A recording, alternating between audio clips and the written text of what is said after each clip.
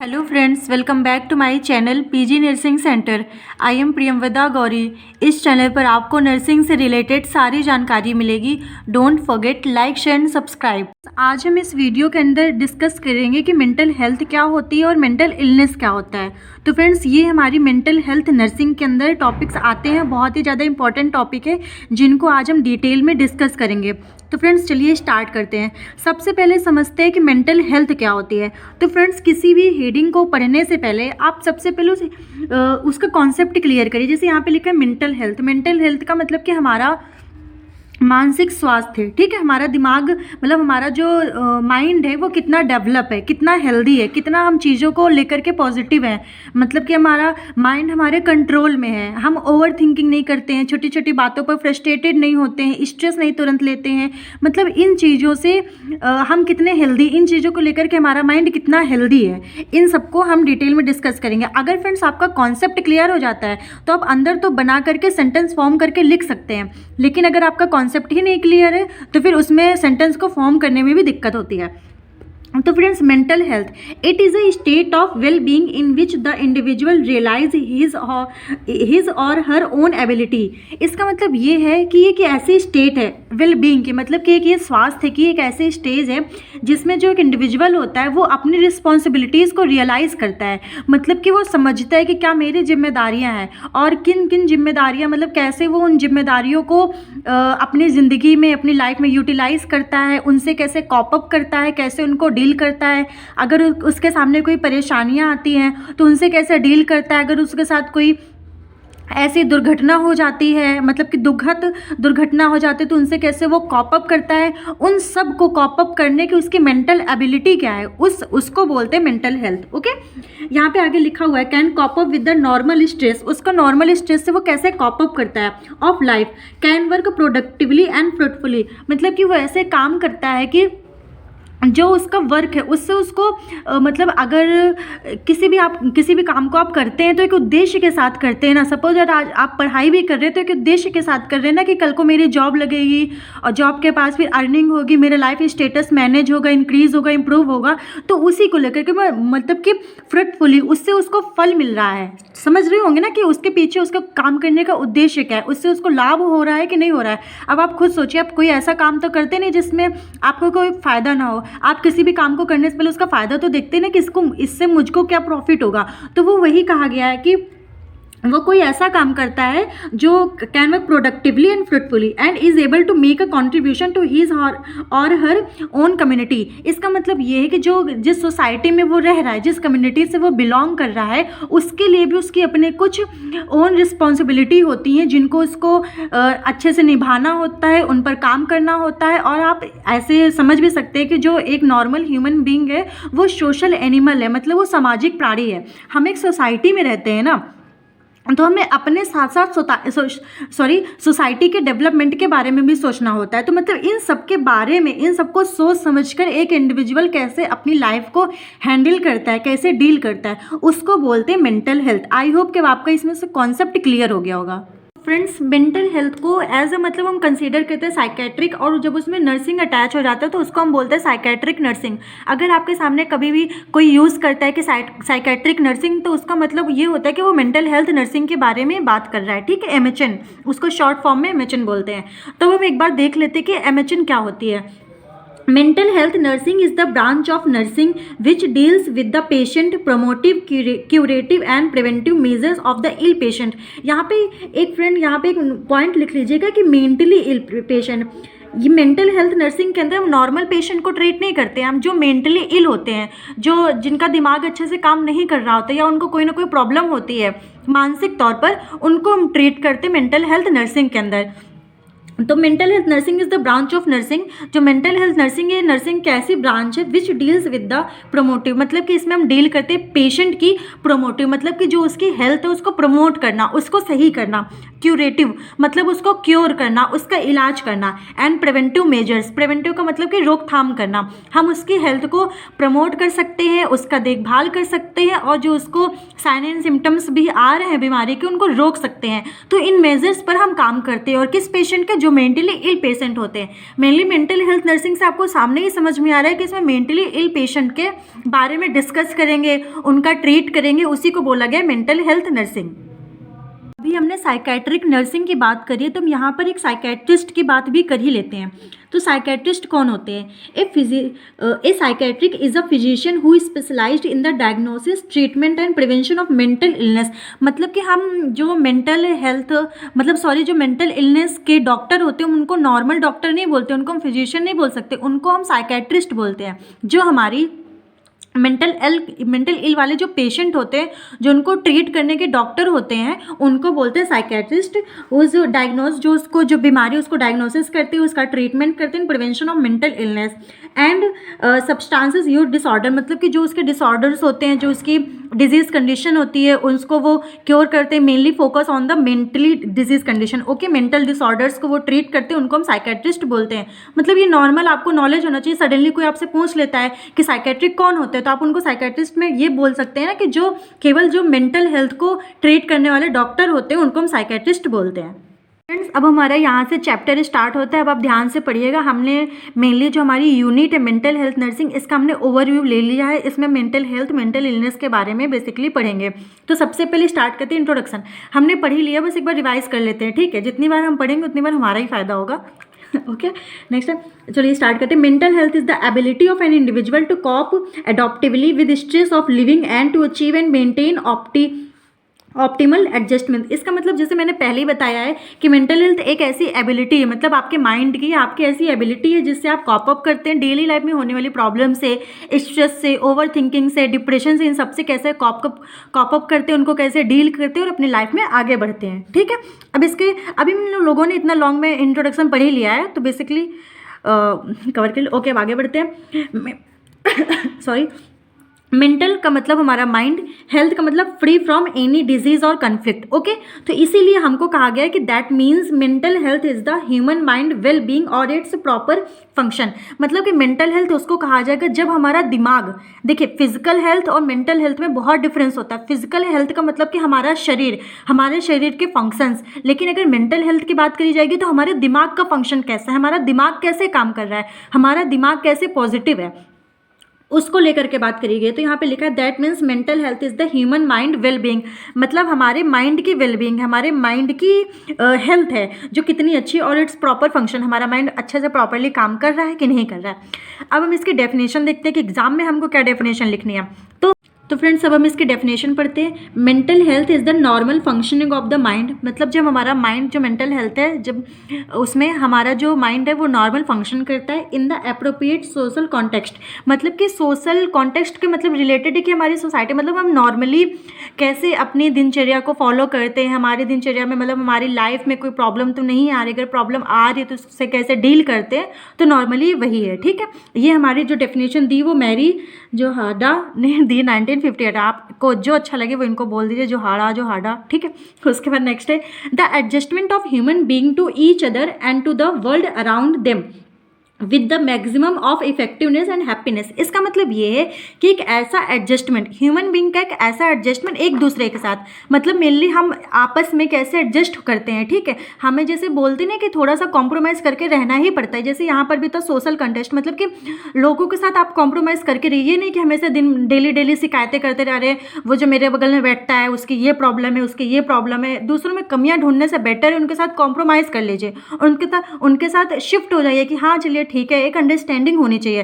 तो ये हमारे माइंड के ऊपर डिपेंड करते हैं ना कि हमारा जितना अच्छा माइंड होगा, हमारा जितना अच्छा स्वभाव होगा, हमारे माइंड की जितनी अच्छी कैपेबिलिटी होगी हर चीज़ को परसीव करने के लिए, उतना ही अच्छा हमारा बिहेवियर होगा। ओके, तो the adjustment of human being to each other, एक दूसरे के साथ adjustment to the world around them with the maximum of effectiveness and happiness. Effectiveness का मतलब कि हम ऐसे कौन कौन से इफेक्ट डाल सकते हैं, मतलब कि उनके साथ अच्छे से शेयर करके रह सकते हैं, बिना शिकायत करे रह सकते हैं, और हैप्पीनेस मतलब खुशी से रह सकते हैं। नॉर्मली यही डेफिनेशन है। ठीक है, इसको दिया था मैनिंजियर ने 1947 में। ठीक है, तो आप इन दो डेफिनेशन में से कोई एक भी डेफिनेशन एग्जाम में लिख देंगे।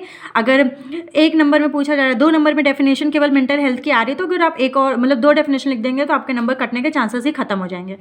अफेक्टिंग मेंटल हेल्थ मतलब कौन कौन से ऐसे फैक्टर है जो हमारे मेंटल हेल्थ को अफेक्ट करते हैं। तो first one is emotional awareness. Emotional awareness का मतलब कि हम इमोशनली मैच्योर होने चाहिए, ठीक है। हमको पता होना चाहिए कि सही क्या है और गलत क्या है, और आपके अंदर इतनी समझ होनी चाहिए कि खुशी के माहौल में हमको हंसना है और जहाँ पे दुख का माहौल है वहाँ पे सैड रहना है। ये नहीं कि जहाँ पे दुख है आप वहाँ पे हंसने लगे तो लोग आपको पागल समझेंगे। तो यही इमोशनली अवेयरनेस होनी चाहिए। आपको इमोशनली अवेयर रहना है कि ठीक है, जहाँ पे जैसा माहौल है उसी माहौल के अकॉर्डिंग ढल जाना है। नेक्स्ट है सेंस ऑफ कंट्रोल।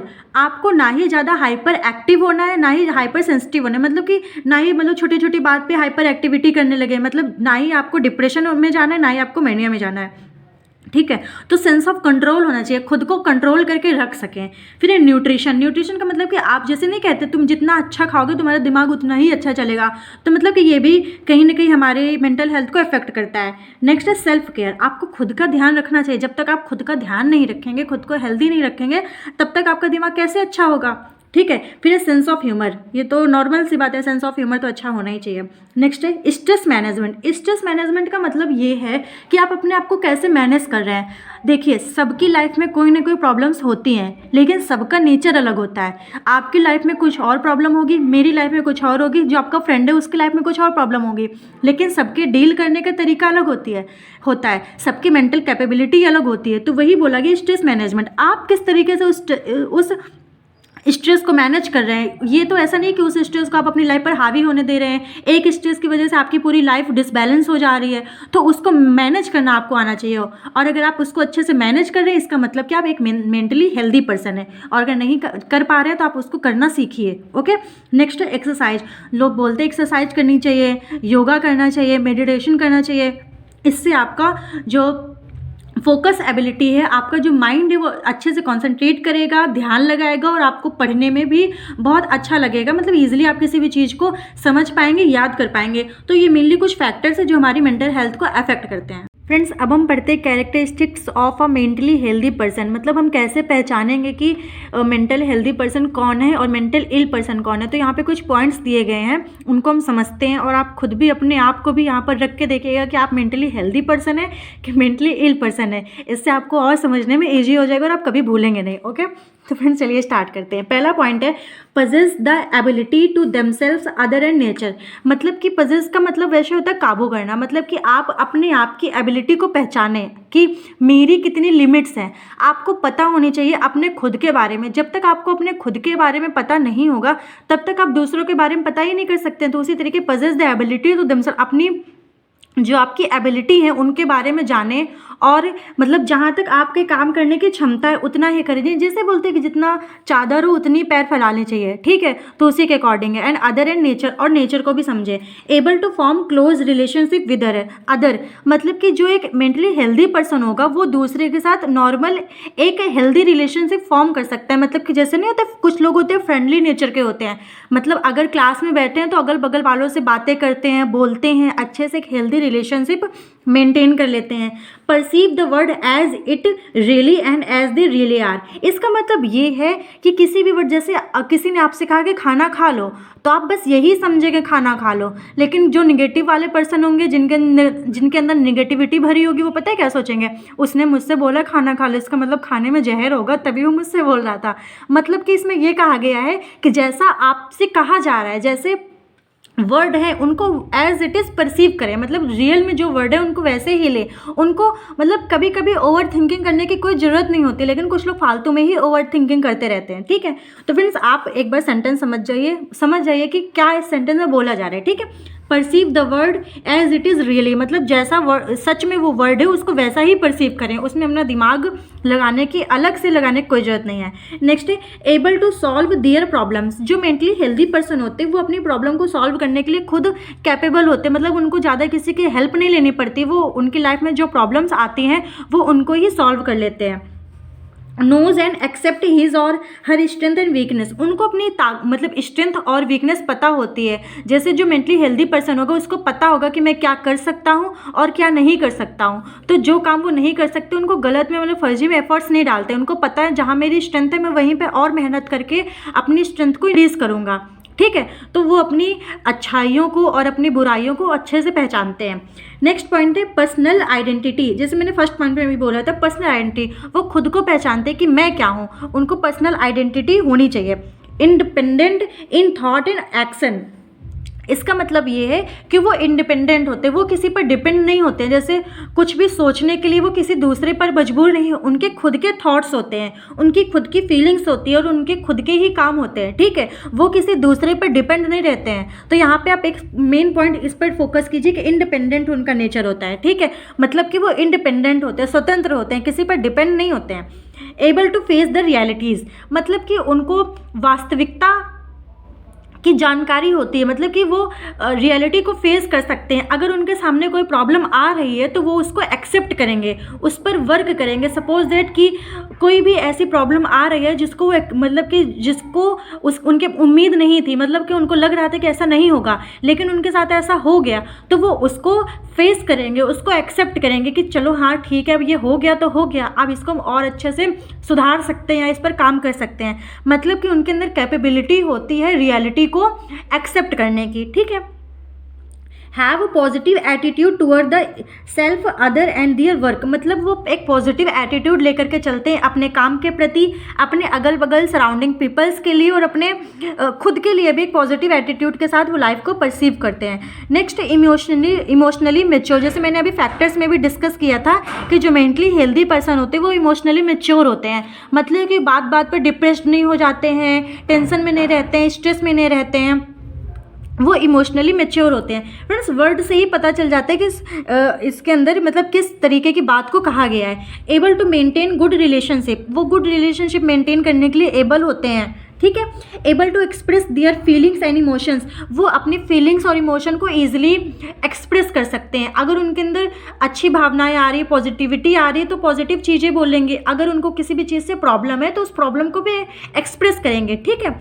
उसके बाद है oriented by time place and person, जो मेनली हेल्दी पर्सन होते हैं वो ओरिएंटेड होते हैं, मतलब वो जागरूक होते हैं, मतलब कि ओरिएंटेड रहते हैं टाइम के लिए, प्लेस के लिए, पर्सन के लिए, मतलब उनको पता रहता है कि मैं कहाँ हूँ, किसके सामने हूँ और इस समय मैं क्या कर रहा हूँ, मतलब इन सब चीज़ों के लिए वो ओरिएंटेड रहते हैं। फ्री फ्रॉम इंटरनल कॉन्फ्लिक्ट्स, मतलब उनके अंदर कोई ओवर थिंकिंग वाली भावना नहीं होती है, डिप्रेशन नहीं होता है, स्ट्रेस नहीं होता, मतलब किसी भी इंटरनल कॉन्फ्लिक्ट से, उलझन से वो फ्री होते हैं। नेक्स्ट है they feel comfortable with other people, मतलब वो दूसरे लोगों के साथ फ्रेंडली रहते हैं, कंफर्टेबल रहते हैं। फिर है ऑप्टिमिस्टिक, ऑप्टिमिस्टिक का मतलब होता है आशावादी, मतलब कि वो एक होप के साथ आगे बढ़ते हैं कि चलिए ठीक है आज ये काम नहीं हुआ तो कल मेरा काम हो जाएगा। ऑप्टिमिस्टिक होते हैं मतलब आशावादी होते हैं।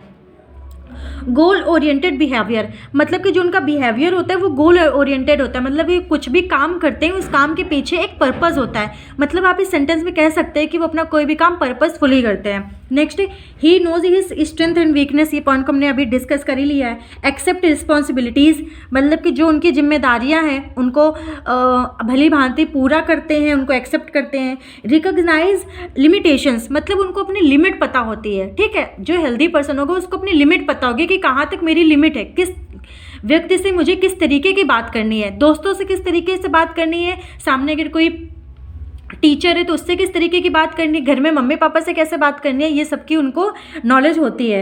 And able to perceive reality, ये पॉइंट भी हमने आगे डिस्कस कर लिया था। इंडिपेंडेंट होते हैं। Ability to cope and tolerate stress, और उनके अंदर एबिलिटी होती है स्ट्रेस को सहने की, स्ट्रेस से बाहर निकलने की। तो फ्रेंड्स अभी हमने मेंटल हेल्थ पढ़ा है, अब हम मेंटल इलनेस पढ़ते हैं। मेंटल इलनेस का मतलब कि मानसिक बीमारी, okay. The term mental illness actually encompasses numerous psychiatric disorder and illness that affect other part of body, they can vary in severity। इसका मतलब ये है कि मेंटल इलनेस एक ऐसी बीमारी है, वो पहले तो मानसिक रहेगी लेकिन कब वो फिजिकली डिसऑर्डर में कन्वर्ट हो जाएगी आपको खुद पता नहीं चलेगा, फिर वो बहुत ही ज़्यादा सीवियर हो जाएगी। मतलब ऐसे जैसे किसी भी, आपने सुना भी होगा, किसी भी बीमारी की जो ओरिजिन होती है, किसी भी बीमारी जब जहाँ से उत्पन्न होती है वो हमारा माइंड से रिलेटेड ही डिसऑर्डर होता है। या तो उसको किसी चीज़ की टेंशन होगी, स्ट्रेस होगा, ओवर थिंकिंग होगी, फिर वही कंटिन्यू चलते चलते चलते चलते एक बड़ी डिजीज़ में फॉर्म हो जाती है, ठीक है। तो यहाँ पे वही कहा गया है, द टर्म मेंटल इलनेस जो है वो न्यूमरस साइकेट्रिक डिसऑर्डर, मतलब बहुत सारे साइकेट्रिक डिसऑर्डर होती हैं हमारी जो मेंटल इलनेस है, and affect other part of body, जो अफेक्ट करती है other part of body and can very in severity, और बाद में वो सीवियरिटी में भी बदल जाती है। सीवियरिटी का मतलब कि क्रॉनिक डिजीज़ में भी चेंज हो जाती है। ठीक है, उसके बाद हम इसका मीनिंग पढ़ लेते हैं। Mental illness is collective term that refers to all the different type of mental condition including those that affect your mood, your thinking and your behaviour. मतलब मेंटल इलनेस को हम बोल सकते हैं कि हमारी मेंटल डिसऑर्डर वो है, वो ग्रुप ऑफ डिजीज़ है जिसमें हमारा जैसे हमारी थिंकिंग जो होती है वो नेगेटिव हो जाती है, हमारा जो मूड है वो हमेशा अपसेट रहता है, मूड को भी इफेक्ट करती है, हमारा जो बिहेवियर होता है उसको भी चेंज हो जाता है, हम किसी के साथ अच्छे से एडजस्ट नहीं कर पाते हैं, किसी से बातें नहीं करते, खुद को आइसोलेट कर लेते हैं, मतलब सब लोगों से कटे कटे नहीं, जो सोशली आइसोलेटेड पर्सन होते हैं वो मेंटली इल के अंदर कंसीडर किए जाते हैं, मतलब कि लोगों से अलग रहना, उनको बातचीत करना पसंद नहीं होती, वो अपने में ही खोए रहते हैं। ठीक है, अब हम फ्रेंड्स इसकी डेफिनेशन पढ़ लेते हैं। फ्रेंड्स अब हम पढ़ते हैं मेंटल इलनेस के बारे में। ठीक है, तो इसकी डेफिनेशन में हम ऐसे समझ सकते हैं, mental illness is the mall adjustment between individual and environment situation. इसका मतलब ये मेंटल इलनेस एक क्या है, ठीक है, मतलब मेंटल इलनेस में ये होता है कि हम दूसरों के साथ एडजस्ट नहीं कर पाते हैं। माल एडजस्टमेंट का मतलब होता है कि एडजस्ट ना कर पाना, ठीक है, मतलब नेगेटिव वे में, किसके किसके बीच, मतलब हम इन्वायरमेंट के साथ किसी भी सिचुएशन के साथ एडजस्ट नहीं कर पाते, उससे कॉप अप नहीं कर पाते, उससे डील नहीं कर पाते। फिर इसको मैं थोड़ा सा इसलिए समराइज करके पढ़ा रही हूँ क्योंकि जो जो अभी हमने मेंटल हेल्थ में पढ़ा है उसका जस्ट अपोजिट मेंटल इलनेस के अंदर आप पढ़ सकते हैं। ठीक है, वही सब कुछ उसका अपोजिट हो जाएगा तो वो मेंटल इलनेस के अंदर आ जाएगा। फ्रेंड्स अब हम पढ़ते हैं characteristics of mentally ill person. जो मेंटली इल पर्सन होते हैं उनके क्या क्या कैरेक्टरिस्टिक्स होते हैं। ठीक है, तो अब इससे आपको और अच्छे से समझ में आ जाएगा। तो फर्स्ट है कंफ्यूज थिंकिंग, वो हमेशा ही कंफ्यूज रहेंगे। ठीक है, मतलब वो किसी भी डिसीजन को ले नहीं पाएंगे, अनेबल होंगे कोई भी डिसीजन लेने में, कोई भी अपनी बात कहने में, वो हमेशा कंफ्यूज रहेंगे। सोशल विड्रॉल, जैसे मैंने अभी कहा था सोशली आइसोलेटेड रहेंगे, मतलब विड्रॉल का मतलब होता है कि वो सोशली मतलब सोशल चीज़ों में पार्टिसिपेट नहीं करेंगे, ना ही ज़्यादा लोगों से मिलेंगे, अकेले रहना पसंद करेंगे। मार्क्ड पर्सनैलिटी चेंजेस, इसका मतलब ये होता है कि उनके पर्सनैलिटी में कुछ चेंजेस होंगे जिनको मार्क का मतलब होता है कि नोटिसेबल, मतलब हम उनको नोटिस कर सकते हैं, उनकी पर्सनैलिटी में कुछ ऐसे चेंजेस होंगे। ठीक है, inability to cope with problem, मतलब कि प्रॉब्लम से कॉप अप नहीं कर पाएंगे, उसको डील नहीं कर पाएंगे। अभी मेंटली हेल्दी पर्सन में कह रहे थे कि वो आराम से कॉप अप कर लेगा, डील कर लेगा, तो इसमें ये वो कॉप अप नहीं कर पाएंगे, वो डील नहीं कर पाएंगे और उसी चीज़ में ही डिप्रेस्ड होते रहेंगे, स्ट्रेस होते रहेंगे और ओवर थिंकिंग करते रहेंगे। Excessive anxiety, fears and worries, मतलब कि उनको ज़्यादा एक्सेसिव एंजाइटी होगी। एंजाइटी का मतलब घबराहट टाइप की हमेशा बनी रहेगी, मतलब ज़्यादा घबराहट होगी, हमेशा घबराए हुए रहेंगे, डरे हुए रहेंगे, डरे सहमे रहेंगे और हमेशा चिंताओं में डूबे रहेंगे, मतलब उनको कोई ना कोई टेंशन हमेशा ही लगी रहेगी। ठीक है, उनको बोलते हैं मेंटली इल पर्सन। फिर है इमोशनली इमेच्योर। इमोशनली इमेच्योर का मतलब कि वो उनको पता नहीं होगा, मतलब कि कहाँ पे हमको हंसना है, कहाँ पर रोना है, या मतलब वो कहीं पर भी रोड पर चलते चलते ही रोने लगे, तुरंत ही हंसने लगे, मतलब कि उनको पता नहीं होगा कि हमें अपने इमोशंस को कैसे बैलेंस करना है।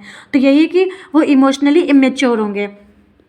मार्क्ड चेंजेस इन ईटिंग और स्लीपिंग डिसऑर्डर, इसका मतलब ये जैसे आपको पता भी होगा कि या तो वो ज़्यादा खाना खाएंगे या तो कम खाना खाएंगे, जैसे नॉर्मल जितना खाना खाना चाहिए वो उतना नहीं खाएंगे। और जो होंगे मेंटली इल पर्सन वो रात में जगेंगे और दिन भर सोएंगे, मतलब कि वो जो नॉर्मल ह्यूमन बीइंग होता है उस तरीके की दिनचर्या, उस तरीके की लाइफ स्टाइल फॉलो नहीं करेंगे। रात में को 2-2 3-3 बजे तक जग रहे हैं, फ़ोन चला रहे हैं और दिन भर सो रहे हैं। फ्रेंड्स आप अपने आप को देख लीजिएगा, आप मेंटली इल है कि मेंटली हेल्दी है। Sorry.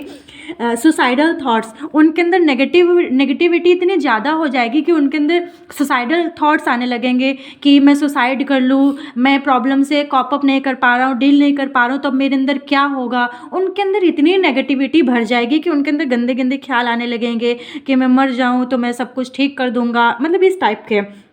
Denial of obvious problem, मतलब वो प्रॉब्लम को फेस नहीं कर पाएंगे, कुछ भी होगा तो वह उसको एक्सेप्ट ही नहीं कर पाएंगे, मना कर देंगे, नहीं ऐसा तो हो ही नहीं सकता, और ऐसा कर कर मतलब कह करके वो उसी बात पर ही टिके रहेंगे कि ऐसा हो ही नहीं सकता है।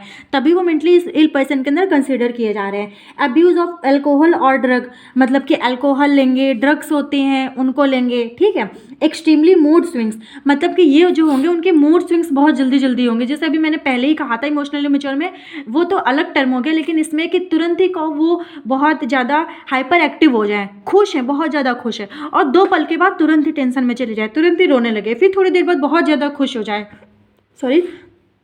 तो उनके बहुत ही जल्दी जल्दी मूड स्विंग्स होंगे। फिर सेल्फ हार्मिंग बिहेवियर, जो मेंटली इल पर्सन होंगे वो हमेशा ही खुद को चोट पहुंचाएंगे, को खुद को ही मार रहे हैं, खुद का सर दीवार में पटक रहे हैं, ये सब जो सिम्टम्स होते हैं वो मेंटली इल पर्सन के होते हैं। Prolonged depression and over thinking, मतलब काफ़ी लंबे समय तक ही वो डिप्रेशन में रहेंगे, ओवर थिंकिंग करते रहेंगे। मतलब नॉर्मली देखिए टेंशन तो सबको होती है, लेकिन जब वो एक नॉर्मल मतलब कि एक टाइम के बाद ज़्यादा लंबे समय तक होने लगती है, फिर वो डिजीज़ कंडीशन का रूप ले लेती है, फिर वो एब नॉर्मल हो जाती है, ठीक है। तो वो लंबे समय तक डिप्रेस्ड रहेंगे, ओवर थिंकिंग करते ही रहेंगे हमेशा हमेशा, पेसिमिस्टिक होंगे। इसका मतलब ये है कि वो निराशावादी होंगे।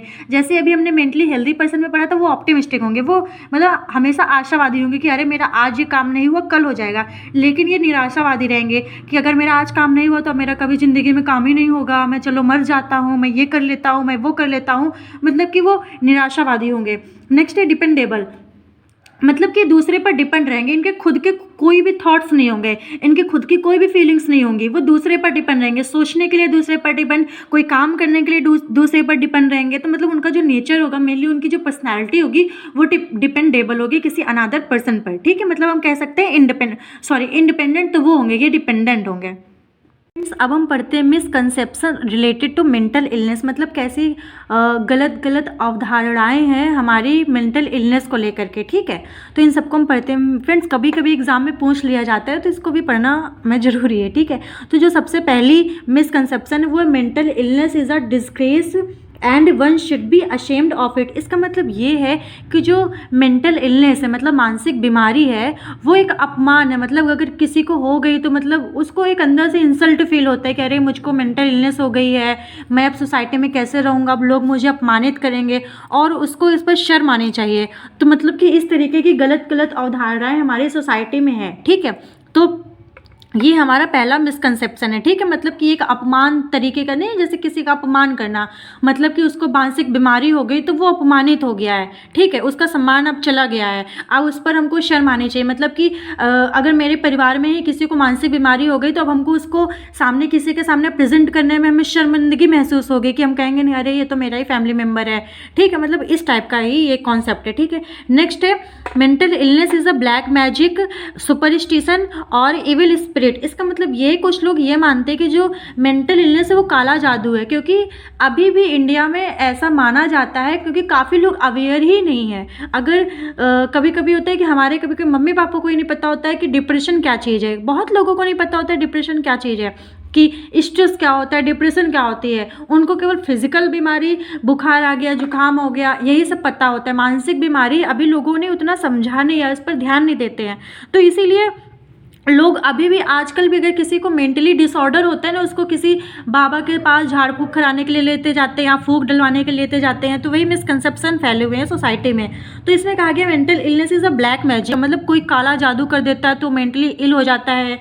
सुपरस्टिशन और इविल स्पिरिट, मतलब उसके अंदर भूत प्रेत की आत्मा आ जाती है, ठीक है। तो ये सब कहा गया है। And people themselves responsible for the mental illness, मतलब कि ये है इसमें कि जो पीपल होते हैं, मतलब लोग खुद ही रिस्पॉन्सिबल होते हैं मेंटल इलनेस के लिए। ऐसा भी माना जाता है कि इसमें लिखा they are many people who believe that the person are responsible for own condition, whether it is a person living in poverty और someone who has luxurious life. मतलब कि भले ही ये उनके सराउंडिंग लोगों की प्रॉब्लम हो, भले ही या ये उसके परिवार की तरफ से उसको मेंटल इलनेस हो, लेकिन ऐसा कंसिडर किया जाता है कि जो मेंटल इलनेस है इसके लिए वो खुद ही रिस्पॉन्सिबल है, ठीक है।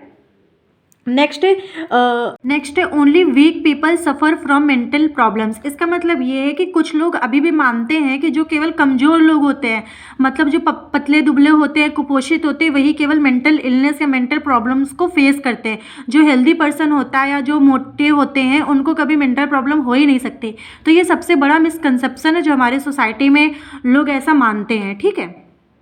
तो फ्रेंड्स कुछ अदर मिसकंसेप्शंस हैं, उनको हम पढ़ लेते हैं। पहले mental illness is a social stigma, मतलब कि समाज पर कलंक है, मानसिक बीमारी समाज पर कलंक है, ये भी लोग मानते हैं। नेक्स्ट है marriage can cure mental illness, मतलब कुछ लोग अभी भी मानते हैं कि अगर शादी करा दो तो जो उसकी मानसिक बीमारी है वो ठीक हो जाती है, कि शादी की जिम्मेदारियां उस पर आएंगी। मतलब कोई भी अगर एक इंडिविजुअल है बोल देते इसकी शादी करा दो, उसकी मानसिक बीमारी सही हो जाएगी। तो ये सबसे बड़ा वो है, मतलब मिसकंसेप्शन है, ठीक है, गलत अवधारणा है। Next mentally healthy person never become mentally ill, मतलब लोग जो ऐसा मानते हैं कि जो मानसिक रूप से स्वस्थ होता है वो कभी भी मेंटल इल हो ही नहीं सकता, ये सबसे गलत है। देखिए एक सिचुएशंस होती हैं, एक समय में इंसान मेंटली हेल्दी होता है, कुछ समय के बाद ऐसा उसके साथ कोई ऐसा हादसा हो जाता है, कुछ भी ऐसी उसके साथ दुर्घटना हो जाती है कि वो मेंटली इल हो जाता है। तो ऐसा हमें कभी भी नहीं मानना चाहिए कि जो मेंटली हेल्दी है वो कभी भी मेंटली इल नहीं हो सकता है।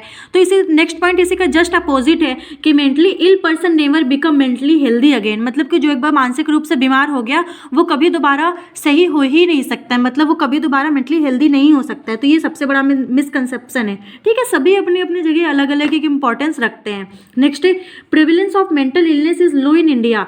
देखिए ये पॉइंट है, इसको कहा जाता है कि इंडिया में बहुत कम लोग ही, मतलब कि मेंटल इलनेस जो है, मेंटल इलनेस जो बीमारी है, मानसिक बीमारी है, वो इंडिया में बहुत कम है। ऐसा नहीं है, अगर आप यूथ को देखेंगे आजकल, जैसे हर 4 लोगों में एक बंदा ऐसा होगा जिसको कोई ना कोई टेंशन होगी, वो डिप्रेस्ड होगा, उसको ओवर थिंकिंग होती है। तो ऐसा ये सबसे गलत बात है कि जो इंडिया में उसका प्रेवलेंस कम है, ऐसा नहीं है, इंडिया में ये सबसे ज़्यादा है। बट ये यहाँ पे अवेयरनेस कम है, मतलब लोग अवेयर नहीं इस बीमारी को लेकर के, ठीक है। इसीलिए जब किसी चीज़ को लेकर के अवेयर नहीं होंगे तो उसके बारे में हमको जानकारी नहीं होगी तो उसको हम पहचान ही नहीं पाएंगे। तो लोग यहाँ पर तो पहचान ही नहीं पाते हैं कि ये मानसिक बीमारी से गुजर रहा है, ठीक है।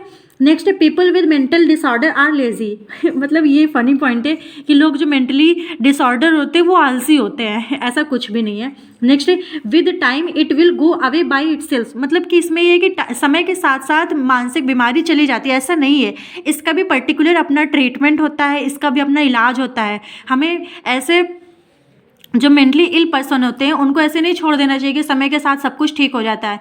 वो बस कहने की बातें होती है कि समय के साथ सब कुछ ठीक हो जाता है, उसके लिए भी हमको काम करना पड़ता है। आप उसका इलाज कीजिए, उसको रिहैबिलिटेशन सेंटर ले जाइए, उसको काउंसलिंग प्रोवाइड कीजिए, गाइडेंस कीजिए, ठीक है, ताकि वो उनसे कॉप अप कर सके, वो डील कर सके। समय के साथ अपने आप सब कुछ ठीक नहीं होता है, हमको समय के साथ चलना पड़ता है, तब सब कुछ ठीक होता है। Okay. Next ghost cause mental illness, मतलब कि जैसे मैंने भी उस पॉइंट में भी क्लियर किया था कि ब्लैक मैजिक है, मतलब जो भूत लोग हैं वो मेंटल इलनेस को कॉज करते हैं, ऐसा कुछ भी नहीं है, ठीक है। नेक्स्ट है causes are mental illness are unknown, मतलब कि जो मानसिक बीमारी का कॉजेज है वो अननोन है, मतलब वो पहचाने नहीं जाते हैं, ऐसा नहीं है।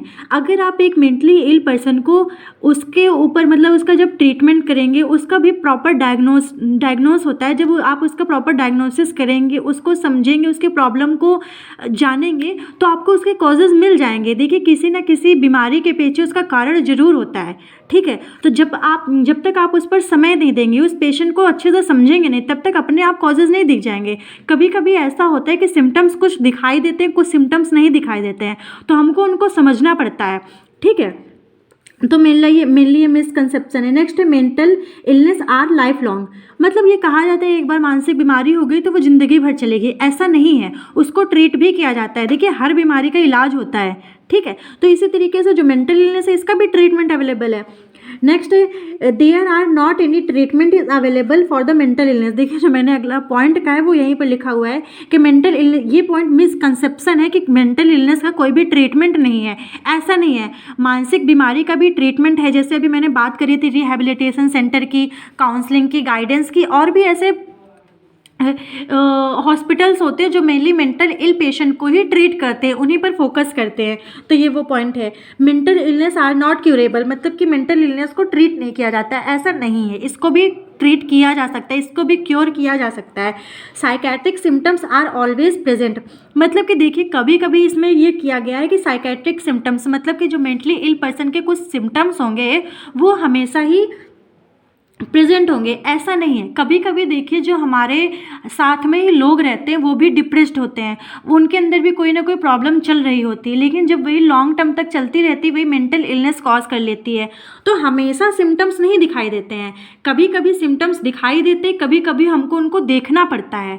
आप एक डॉक्टर हैं, आप एक नर्स हैं, तो आपको वो टेक्निक यूज़ करनी है, आपको अच्छे से पेशेंट के साथ टाइम बिताना है, पेशेंट को समझना है, ताकि वो सिम्टम्स जो नहीं शो कर रहा है पेशेंट, वो अपने आप को नहीं दिखाना चाहते कि मैं मेंटली इल हूँ, लेकिन वो उस चीज़ को, बीमारी को फेस कर रहा है।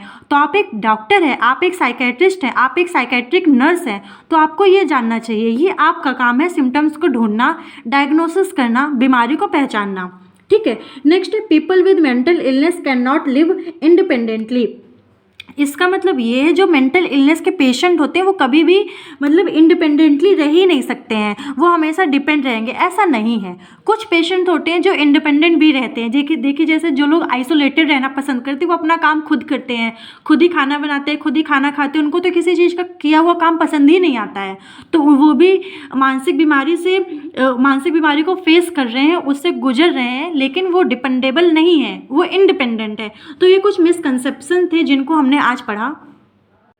तो फ्रेंड्स, आज के वीडियो में हमने मेंटल हेल्थ के बारे में पढ़ा, मेंटल इलनेस के बारे में पढ़ा और फैक्टर्स पढ़े हैं जो हमारी मेंटल हेल्थ को अफेक्ट करते हैं। उसके बाद मिसकंसेप्शन के बारे में पढ़ा, और नेक्स्ट वीडियो में फ्रेंड हम पढ़ेंगे principles of mental health nursing. Okay, अगर फ्रेंड्स उसको भी इसी वीडियो में पढ़ते हैं तो वीडियो बहुत ही ज़्यादा लंबा हो जाता और फिर बोरिंग भी हो जाता। ठीक है, फिर पढ़ने के लिए बहुत ही ज़्यादा कुछ हो जाता, तो उस पार्ट को हम नेक्स्ट वीडियो में डिस्कस करेंगे। इस वीडियो में बस इतना ही रहने देते हैं। फ्रेंड्स, वीडियो पसंद आया हो तो वीडियो को लाइक करें, चैनल को सब्सक्राइब करें और फ्रेंड्स के साथ शेयर करें। फ्रेंड्स, अगर कोई क्वेरी हो, कोई क्वेश्चंस हो, कुछ भी डाउट हो तो आप कमेंट करना ना भूलें। कमेंट करें, मैं कमेंट को रीड करती हूँ और तुरंत ही रिप्लाई भी करती हूँ, और अगर किसी को कोई प्रॉब्लम होती है तो उसका सोल्यूशन भी देती हूँ, अगर मेरे पास कुछ उसका सोल्यूशन होता है तो। ठीक है, तो फ्रेंड्स आप कमेंट करें और वीडियो को शेयर करें। Thank you so much for watching. Friends, आज आपसे कुछ बातें करनी है।